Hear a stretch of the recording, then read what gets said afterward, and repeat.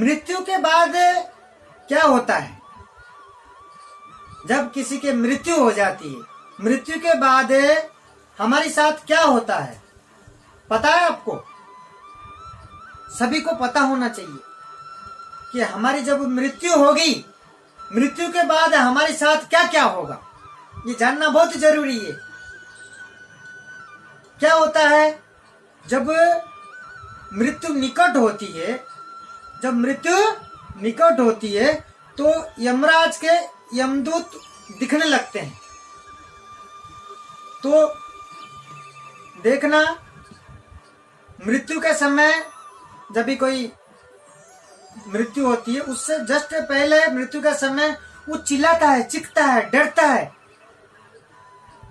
कांपता है डर के मारे, क्योंकि उसको दिख जाते हैं, यमदूत दिखते हैं, दिखने लग जाते हैं उनको कि समय आ चुका है मेरा। ये घोर करना, ये सत्य बात है। कभी किसी मृत्यु होते समय किसी इंसान के पास आप उस समय होते समय देखना, वो चिल्लाता है, चीखता है, क्योंकि मृत्यु होने वाले इंसान को पता चल जाता है कि मेरा समय निकट हो चुका है, खत्म होने वाला है अभी कुछ समय में। क्योंकि यमदूत तो आकर के दिखने लगते हैं उस इंसान को। यमदूत आते हैं लेने के लिए, वो क्या करते हैं, रस्सी लेकर के आते हैं और रस्सी गले में लगा करके, फांसी के जैसा लगा करके खींच करके लेकर के जाते हैं। और लेकर के क्या करते हैं, लेकर के चले जाते हैं और यमराज के पास में, और एक तरफा यमराज जी और एक तरफा हमारे भगवान नारायण वहां सामने बैठते हैं। भगवान जब मिलते हैं और आकर के गले लगते हैं और सुंदर आसन देते हैं, आइए या बैठो, और बैठा करके अच्छे तरीके से चाय पानी नाश्ता कराते हैं, बैठा करके खिलाते पिलाते हैं, पिला करके पूछते हैं, अब बताइए, यमराज से पूछते हैं कि क्या है इनका हिसाब किताब। भगवान पूछते हैं यमराज से, बताइए इनका क्या है हिसाब किताब। और जब जन्म से लेकर के मृत्यु तक आप जो जो कर रहे हो आप, ये सब आपका क्या हो रहा है, वीडियो रिकॉर्डिंग हो रहा है। ये ध्यान होना चाहिए, आपके सारे वीडियो रिकॉर्डिंग हो रहा है।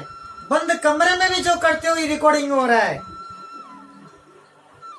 जन्म से लेकर के मृत्यु तक जो जो आपने किया, जप तप पाप पुण्य यज्ञ, जो भी आपने किया, भला किया, जो भी पाप किया, वो सारे चीजें आपके रिकॉर्ड, जो आपका मेमोरी कार्ड चिप, तब यमराज क्या करते हैं, बड़ा सारा टीवी लगा हुआ होता है।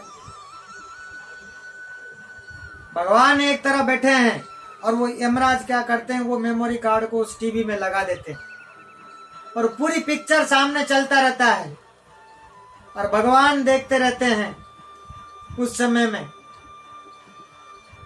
और सारी आपके जन्म से लेकर के मृत्यु तक सब कुछ दिखाते हैं, क्या क्या किया आपने, ये पाप क्या, ये पुण्य क्या, यहाँ क्या, इसको ऐसे ऐसे सताया, उसको खाना खींच करके तुमने उसका खाना भी खा लिया, उसका तुमने चोरी किया, उसका ऐसा किया वैसा किया।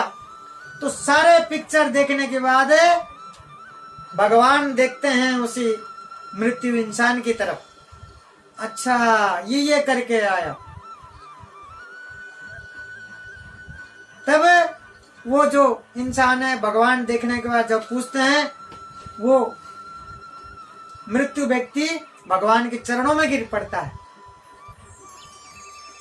मेरे से अपराध हुआ है, मेरे से अपराध हुआ है, मुझे क्षमा कर दीजिए, मुझे क्या करना चाहिए थी मैं क्या करके आया, जो नहीं करना चाहिए वो मैं करके आ गया, जो करना चाहिए थी वो नहीं करके आया।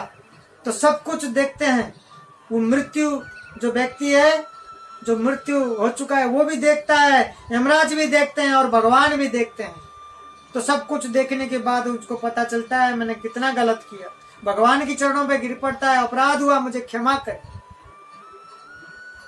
तब भगवान पूछते हैं यमराज से, कितना पाप कितना पुण्य है।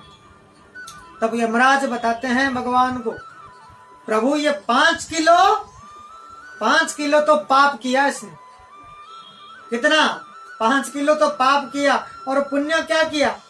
बोले पुण्य तो सिर्फ जीवन भर में 100 ग्राम की, पुण्य सिर्फ 100 ग्राम की है बस। तब इससे पूछते हैं भगवान कि पहले जो पुण्य का और जो पाप का, दोनों में से, जो पुण्य और पाप का दोनों में से आपको पहले क्या भोगना है? इन दोनों का फल क्या भोगना है? तो उस व्यक्ति बोलता है 5 किलो पाप है, पहले पाप को ही खत्म करूं, पाप का ही भोगना है। तब भगवान उसको ऐसा यूं देते हैं, पहले कीड़े मकुड़े, चोर, कुत्ता, ऐसे ऐसे यूनी जो पाप होते हैं, ये सब पाप की यूनी है। मल मूत्र में जो बैठने वाले भी जो कीटाणु, जो कीड़े हैं, वो भी आता है। तो पाप की जो यूनी है, तो एक के बाद एक के बाद घूमता रहता है। जब तक वो 5 किलो का पाप खत्म नहीं हो जाता, तब तक वो ऐसी ऐसी यूनियों में घूमता रहता जो पाप की यूनी है। सारे गंदे नाले के कीड़े मकुड़े, इस तरीके से पाप की यूनी होता है। तो ऐसे ऐसे यूनियों को पूरा होने के बाद फिर आकर के वहीं पहुंचता है। फिर आकर के खत्म होने के बाद फिर वही यमराज और भगवान के सामने आकर के वहीं पहुंचता है। भगवान फिर देखते हैं, अच्छा आओ आओ आओ, अच्छा पाप खत्म हो गए, आइए बैठिए। फिर सुंदर आसन में बैठाते हैं, फिर चाय पानी पिला करके, नाश्ता करा करके बिल्कुल स्वागत करते हैं। फिर आप पूछते हैं पुण्य के लिए। अब पुण्य का योनि है, अब पुण्य का योनि के लिए अब वो फिर कहते हैं कि जाइए आप पुण्य की योनि में जाइए। फिर ये संसार में मनुष्य जीवन लेकर के आता है। मनुष्य की योनि में भगवान क्या करते हैं? जन्म दे के छोड़ते हैं। अब कहते हैं अब की बार पाप नहीं करना, अब की बार जो मनुष्य का जो जीवन मिला है, जो मिल रहा है, इसमें इतना पुण्य करना आगे के लिए, ताकि आपको ऐसे पाप की यूनी भोगना नहीं पड़े। यही सिखाते हैं हमारी शास्त्र। शास्त्र से हम यही सीखते हैं कि हमेशा हमको ऐसे कर्म करना चाहिए कि हमें ऐसे यूनि में जाना नहीं पड़े।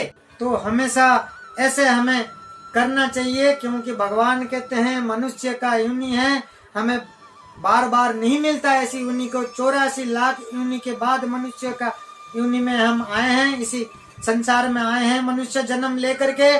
तो हमें ऐसे कर्म, ऐसे पुण्य कर्म करना चाहिए, भगवान के भक्ति करनी चाहिए, भगवान का नाम लेना चाहिए कि हे प्रभु मेरा कुछ नहीं है, सब कुछ आपकी ही है, सब कुछ भगवान की है। हम भक्ति मार्ग में भक्ति भाव में रहते हैं, और मान लीजिए इसी जन्म में भक्ति भाव में रह करके हम भगवान की चिंतन करते हैं और भगवान की नाम लेते लेते और अच्छे कर्म अच्छे पुण्य करके मान लीजिए हम गोलोक धाम चले जाते हैं। तो वहाँ पे क्या होगा? निजी निवास होगा हमारे, वहाँ गोलोक धाम में हमारी निजी निवास होगा, और ये पाप और पुण्य से ऊपर उठ जाएंगे हम जब पूरे जीवन में अच्छे कर्म करते हैं, इन सब चीजों का जीवन में समझ लेते हैं हमारे जीवन क्या है।